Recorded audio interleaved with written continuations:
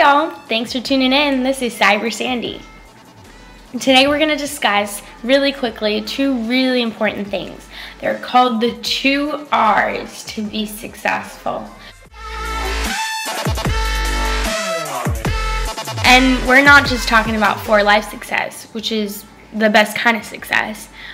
We're talking about personal success, personal growth, how you can become better so that you can impact your community, aka the human race.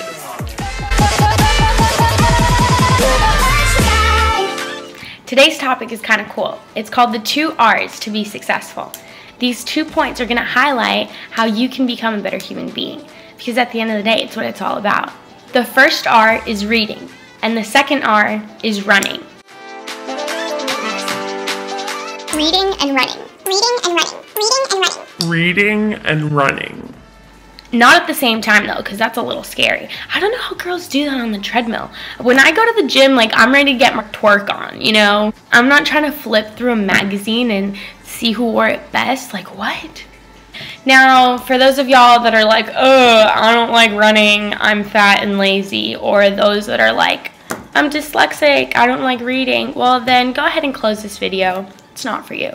You can go back to eating your processed food and watching your Duck Dynasty, listening to whatever's on the radio. But for those of you that do want to know a little bit more, get excited because this is really cool. The first one is running, because that little voice inside your head that tells you to give up, that you're exhausted, that you can't go any further, you can't run anymore, your spleen's about to pop, or your lungs are going to collapse, or your legs are going to fall off.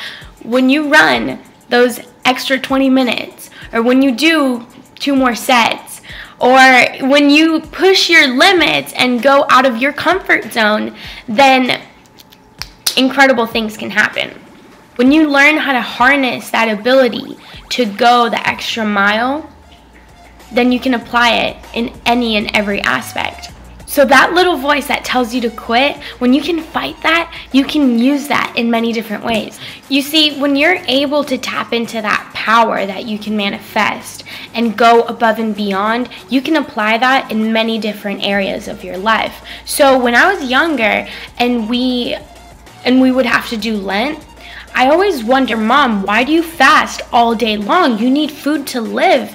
And she would always respond and she would tell me, if I'm able to have the willpower to turn down what fuels me to carry on throughout the day, then I can use that same willpower to give me the strength in a difficult situation. So running is key, not just because you physically take care of the only vehicle you are given, but because you fight that voice. You choose to not listen to that voice that's telling you to quit. The second point is reading. And if you don't like to read, well, then you need some changes in your life. Me personally, I need to do a lot more reading. But reading is important because every problem that you have ever had, every little deal that you're going through, someone else has probably gone through the same thing, and they've probably even written a book about it.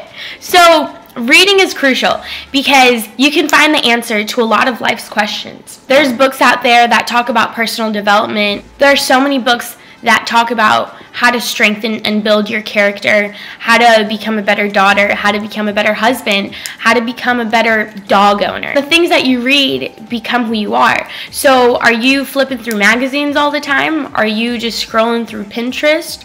Or are you watching a bunch of CyberSandy videos?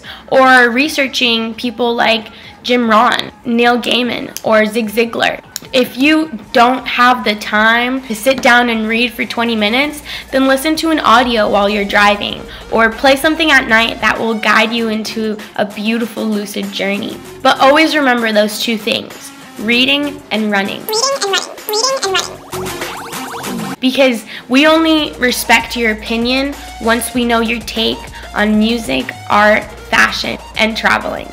So get out there, get cultured. This is CyberSandy, and I'll catch you next time.